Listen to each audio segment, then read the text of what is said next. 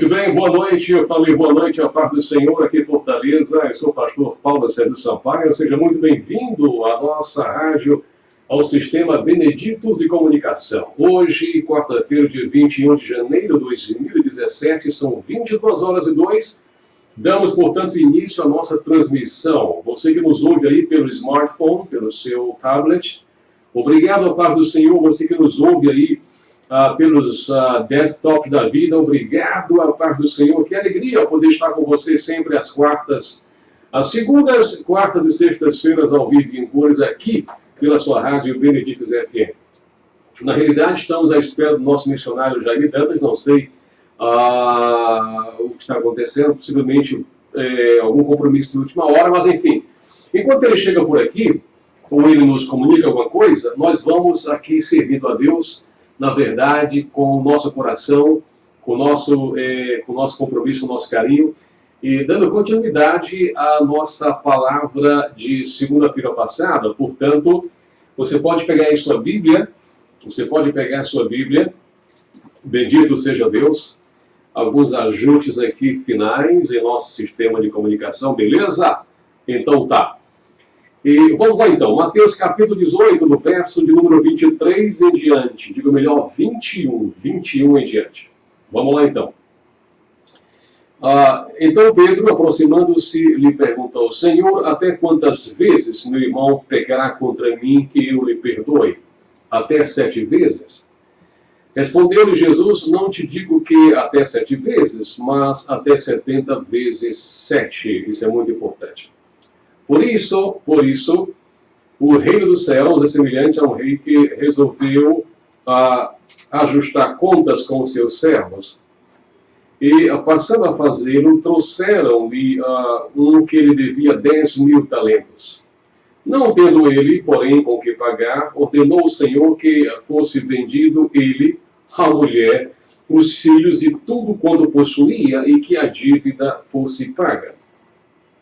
Então o servo, prostrando-se reverentemente, rogou: Sê paciente para comigo, sim, e tudo te pagarei. E o senhor daquele servo compadeceu-se dele, mandou-o embora e perdoou-lhe a dívida. Isso é muito importante. Perdoou-lhe a dívida. Saindo, porém, aquele servo encontrou um dos seus conservos que lhe devia 100 denários, e agarrando-o, o sufocava, dizendo: Paga-me o que me deves. Então o seu conservo, caindo-lhe aos pés, lhe implorava: Sê paciente comigo e te pagarei. Gravem bem isso: Sê paciente comigo e te pagarei. Ele, entretanto, não quis, antes, indo-se, o lançou na prisão até que saldasse a dívida. Vendo seus companheiros o que se havia passado, entristeceram-se muito e foram relatar ao seu senhor tudo o que acontecera.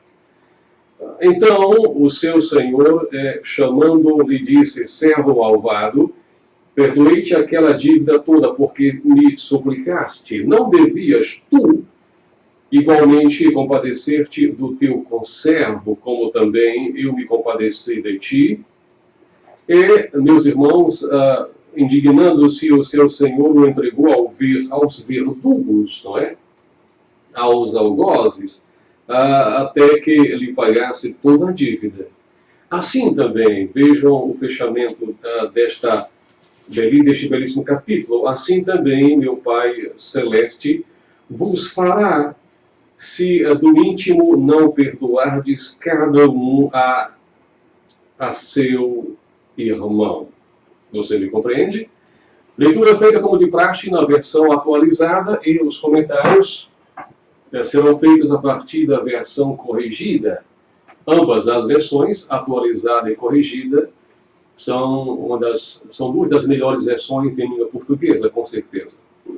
Boa noite, Kel Moraes. Boa noite, Aida Rocha, chegando conosco também. Boa noite, Joel. Boa noite, Ivan Fátima. Boa noite, Pastor Marcelo em São Paulo. Boa noite, Pastor Sérgio Oliveira em Manaus. Boa noite, tanta gente boa chegando aí, que alegria. Voltemos, portanto, ao verso de número 21. Bendito seja o Eterno por isso. Vamos lá, então. Aqui já é outra Bíblia, versão corrigida, e diz assim: Então Pedro, aproximando-se dele, disse: Senhor, até quantas vezes pecará meu irmão contra mim e eu lhe perdoarei? Até 7? O ser humano sempre gosta muito de números, ou ao menos grande parte deles. Números, vale quanto pesa, vale quanto custa, enfim. Especialmente no quesito moral, no quesito moralismo, ou moralista, e especialmente na questão do pecar, a gente sempre quer saber quantas vezes se pode pecar, especialmente quando a gente ministra a mocidade. Uma das perguntas mais frequentes é: quais são os pecados mais graves? Uma influência ainda bastante católica, no sentido de pecados, né? Pecados gravíssimos, veniais, mortais, absolutos e coisas semelhantes a essas. E quando alguém faz esse tipo de pergunta, qual o meu limite, até onde eu posso ir, certamente das duas, uma, essa pessoa está realmente com intenções outras no coração e quer chegar no limite, ou ela já passou do limite. Isso também é uma grande possibilidade. Já naquele tempo havia essa ideia de perdoar até 7 vezes, como uma espécie de quantidade máxima de perdões que se poderia dar. Por isso, o velho Pedro, como sempre, na vanguarda das coisas, dando a cara a tapa e partindo na frente e fazendo perguntas, o velho Pedro diz: Senhor, quantas vezes? Até 7? Então, nosso bom Senhor diz: não te digo, Pedro, que até 7, mas até 70 vezes 7. Ora, evidentemente que Pedro não foi fazer os cálculos matemáticos, 70 vezes 7, 490 vezes. A questão não é a quantidade, a questão não é essa. A questão é que o perdão é dado por Deus a todo aquele que aceita ao seu Filho Jesus Cristo como Senhor e Salvador. O nosso velho Evangelho de João diz lá em João 3,16: porque Deus amou o mundo de uma tal maneira que deu o seu único Filho, não é? Para que todo aquele que nele cresce não pereça, mas tenha a vida eterna. Dito de outra forma, porque Deus já começa com uma razão muito forte na existência de um Deus todo-poderoso que pode perdoar pecados. Em segundo lugar, ele amou o mundo. Ele amou o mundo no sentido de que não amou o cosmos, a sua própria criação, mas amou aquilo ou a quem ele havia posto para governar este mundo, o ser humano, feito à sua imagem e semelhança. Porque Deus amou o mundo, mas não foi de qualquer maneira, foi uma maneira bem especial, de uma tal maneira. Não foi de qualquer jeito, que deu. E quem ama dá, quem ama espera, quem ama, na verdade, suporta, quem ama padece, quem ama se sacrifica, quem ama leva prejuízo muitas e muitas vezes, a fim de não proporcionar maiores problemas, maiores dificuldades. Enfim, o amor é realmente fantástico e faz coisas que os humanos podem duvidar, mas não o próprio Deus. Você me entende o que eu digo? Eu sei que sim. Então vejam bem uma coisa. Por isso, diz o nosso bom Senhor, o reino dos céus pode comparar-se a um certo rei, não é? Que quis fazer contato com os seus servos. E começando a fazer contas, foi-lhe apresentado um que lhe devia 10.000 talentos. Não era pouco dinheiro, não, gente boa de Deus. 10.000 talentos era talento, uma expressão bem cearense, talento que não empresta. Era muito dinheiro. Ocorre que aquele servo estava mais ou menos como a maioria daqueles que me escutam e ouvem neste momento, liso, absolutamente liso, sem dinheiro. Alguns até quebrados e outros tantos desempregados. Portanto, este servo que devia 10.000 talentos, não tinha com que pagar. E aí ele se prostra, ele, na verdade, se prostra e reverencia, suplica, implora, dizendo ao seu Senhor: seja generoso para comigo e tudo te pagarei. Um coração que diz assim, que reconhece a sua dívida e clama ao seu credor desta forma, certamente deverá ter algum resultado positivo. Somente alguém de um coração absolutamente petrificado não se sensibilizaria com uma pessoa que chega aos seus pés, que vem à sua casa, à sua porta e rasga o coração, abre as suas entranhas, os seus íntimos e diz: olha, eu devo, não nego e quero pagar, todavia não tenho condições de fazê-lo agora. E rogo, suplico e imploro a misericórdia. Repito para quem chegou agora: somente um credor realmente de coração de aço, sem nada de Deus, poderia negar, se não o perdão completo, ao menos um desconto grande, uma renegociação bastante maciça, grande, forte ao devedor, enfim. Então veja, o versículo 27 é muito lindo. O senhor daquele servo, o credor, não é? Colocando em termos atuais, movido de íntima compaixão. Movido de íntima compaixão. Então você pega textos bíblicos e quando você pega a atuação de Jesus Cristo em vários momentos, ele é sempre movido de íntima compaixão e passa a perdoar, e passa a perdoar pecados, e passa a curar cegos, e a ressuscitar mortos, e a fazer aleijados andar, e tantos outros milagres absolutamente fantásticos que ele faz. E tudo isso porque fora movido de íntima compaixão. Isso é uma coisa realmente que leva a gente a meditar, não? Íntima compaixão. Há pessoas que não têm sequer compaixão, e quanto mais íntima compaixão. Há pessoas que se comportam como aquele levita que passou diante do moribundo à beira do caminho. Há pessoas que se comportam como aquele sacerdote. Há pessoas que se comportam como qualquer outra coisa, menos como gente. E gente sensível, e gente que se diz movida pelo coração de Deus. Eu costumo dizer que o cristianismo, na sua essência, é a religião do amor. Foi por amor que Deus criou os céus e a terra. Foi por amor que Deus criou a sua imagem e semelhança, Adão e Eva. Foi por amor que Deus propiciou uma libertação a eles dois, mesmo tendo desobedecido o pecado e privados da presença de Deus no jardim do Éden. Foi por amor que ele fez tudo. É o amor que move isso aí, gente boa de Deus. É o amor, é a íntima compaixão. Demonstração maravilhosa, assombrosamente maravilhosa de amor. Então, ocorre que, verso 28, saindo, porém, aquele servo encontrou um dos seus conservos que lhe devia 100 dinheiros, não é? Meu Deus do céu. E lançando mão dele, sufocavam, dizendo: paga-me o que me deves. Um momentinho só.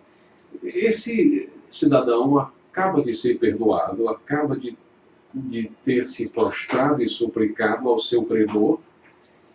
Havia sido pego, mas foi solto, foi-lhe dada a misericórdia e o perdão de todas as suas dívidas, e, no entanto, ele agora pega o conservo dele, que lhe deve nada, sem dinheiro, não significa muita coisa, é insignificante em relação à dívida que ele tinha já como perdoada.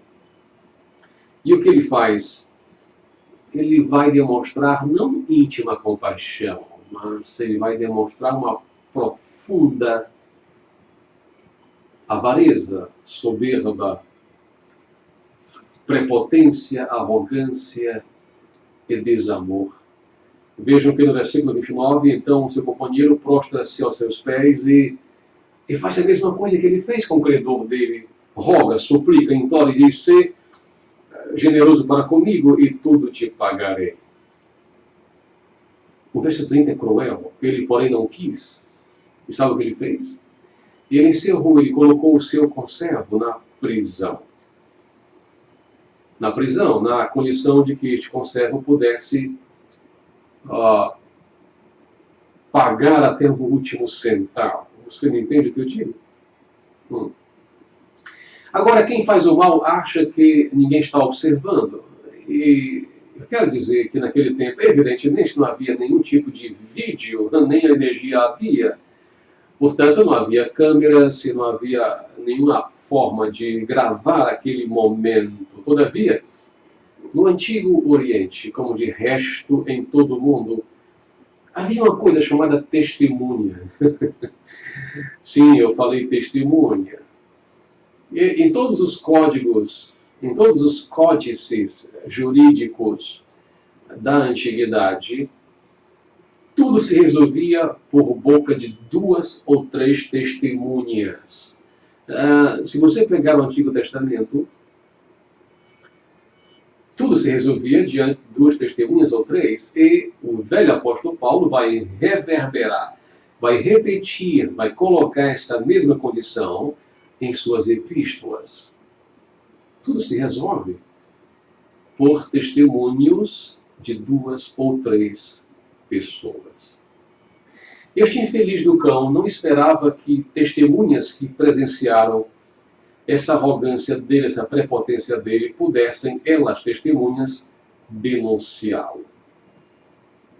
Mas foi isso que eles fizeram. Eles foram até o servo, o credorzão lá atrás, que tinha perdoado uma fortuna, e disse: "Olha, aquele cara, eu vou parafrasear, aquele carinha que você acaba de perdoar, aquela dívida enorme que ele tinha contigo, e você moveu-se de íntima compaixão, como nós também presenciamos aqui, sabe o que ele fez? Ele pegou um pobre coitado que devia uma merreca de nada a ele, e ele o pôs na prisão." O que você acha disso? O que você acha disso? Você sabe o que ele fez? Ele mandou de novo buscar o ferinha aqui, este homem sem nenhum amor e sem nenhuma compaixão de nada. Houve aquele diálogo, né? Não devias tu igualmente ter compaixão do teu companheiro, como eu também tive misericórdia de ti? E ele nem esperou resposta. Não, ele não esperou resposta. Agora, ele simplesmente indignado, o Senhor o entregou aos... o texto aqui da versão corrigida é um negócio assim, correto. Duro, mas correto. Verso 34, e indignado, o seu senhor o entregou aos atormentadores, até que pagasse tudo o que devia. Ou seja, em bom português, no coloquial, ferrou-se total. Por quê? Porque a compaixão, a misericórdia, às quais ele havia sido objeto, não é? Ele não a replicou, ele não seguiu o mesmo exemplo com o seu conservo. E do verso 23 ao verso 35, a frase que vai fechar a moral da história desta parábola, que é uma parábola, do chamado credor incompassivo, que é este fulaninho aqui. Porque o outro, o primeiro, foi compassivo até demais. A frase que vai fechar e vai nos dar a lição é esta aqui. Assim vos fará também meu Pai Celestial, se do coração não perdoardes cada um a seu irmão as suas ofensas, as suas ofensas. Agora veja, esse texto tem sido muito usado por milhares ou milhões de servos de Deus ao longo do tempo, muito mais abordando a questão financeira, pecuniária, dizendo que nós deveríamos ou deveremos sempre perdoar aos nossos devedores. Tudo bem, se a pessoa se mover por íntima compaixão, tal qual o credor primeiro se enterneceu, se moveu, não há nenhuma dificuldade quanto a isso. Assim como também não há nenhuma dificuldade com relação ao perdão, não é? A alguém que nos ofendeu, que nos traiu. O perdão foi feito, aquela velha frase que é praticamente um clichê, mas é correta. O perdão é divino. Perdoar é divino. Errar é humano. Agora, eu tenho dito, e apenas replico pensamentos também de outros pastores e, enfim, homens de Deus, que não é de bom tom, não é de bom ouvido que você cometa as mesmas coisas, os mesmos pecados, as mesmas ofensas, vez após vez, dia após dia, semana após semana. Não. Aí é um ato de absoluta ignorância do que outra coisa qualquer. Você me compreende? Portanto, para quem chegou agora, na realidade, errar é humano, perdoar é divino. Todavia, depois que você é perdoado, depois que você tem suas ofensas perdoadas, e dívidas também, pecuniárias, financeiras perdoadas, ou perdoadas, há de se ter um equilíbrio mínimo, não é?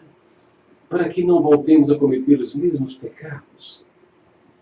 Porque cometê-los de novo, repetidamente, é sinal de profunda burrice, me perdoem. Ignorância, estupidez, burrice, coisas semelhantes a essas. Agora veja, eu tenho ouvido também muito frequentemente aquela frase: quem perdoa esquece tudo. Isso não tem o menor fundamento, desculpem. Perdoar não significa a pessoa esquecer. Perdoar, a pessoa não vai ser acometida de amnésia. Ela não vai perder o juízo, ela não vai apagar do cérebro dela aquilo que foi feito, aquela traição, aquela falsidade, tudo que foi feito. O perdão é sempre dado, todavia, ninguém esquece. E, todavia, a gente faz assim. A gente perdoa, não tenha dúvida disso, não é? E passa a não mais sentir a raiva, a ira, quando você se lembra daquela situação na qual você foi vítima. Você foi o sofredor, você foi, na verdade, a pessoa afetada. Eu digo isso porque sempre me perguntam: pastor, eu tenho lido, eu tenho ouvido que se eu não esquecer é porque não houve perdão. Não, ao contrário.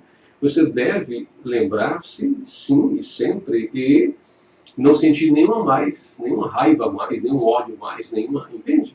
Isso é que é realmente perdão. Beleza? Então tá. É isso que nós temos para hoje.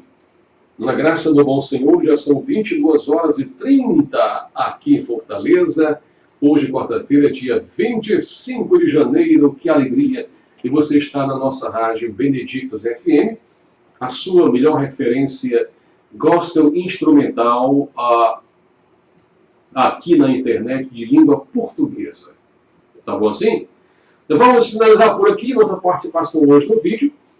E caso o nosso convidado ainda chegue, por alguma razão, não chegou até o momento, a gente então volta ao vivo em cores, beleza?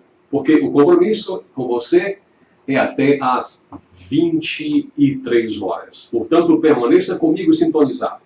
De toda maneira, eu quero aproveitar e dizer que você pode nos ajudar das seguintes formas. Primeiríssimo lugar, orando por nós. Obrigado de coração.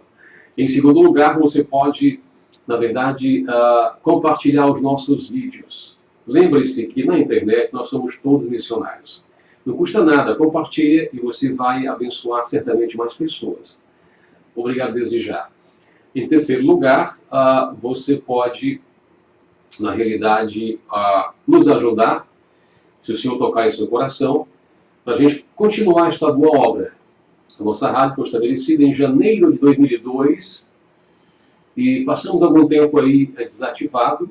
Já estamos de volta desde novembro passado e o Senhor nos tem abençoado. Beleza?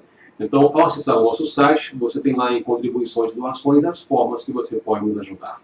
Se você é um profissional liberal ou se você é um empresário, um empreendedor e deseja colocar o banner de sua empresa em nosso site, também poderemos fazer isso com muito carinho e com muita gratidão para que a gente possa continuar trabalhando. Temos ainda alguns equipamentos a serem comprados e nós queremos continuar ajudando o nosso casal de missionários lá no Paquistão. Ok? Portanto, obrigado pela audiência. Já voltamos em nome de Jesus. Aleluia. Glória a Deus. Benedictus FM, lugar de gente feliz.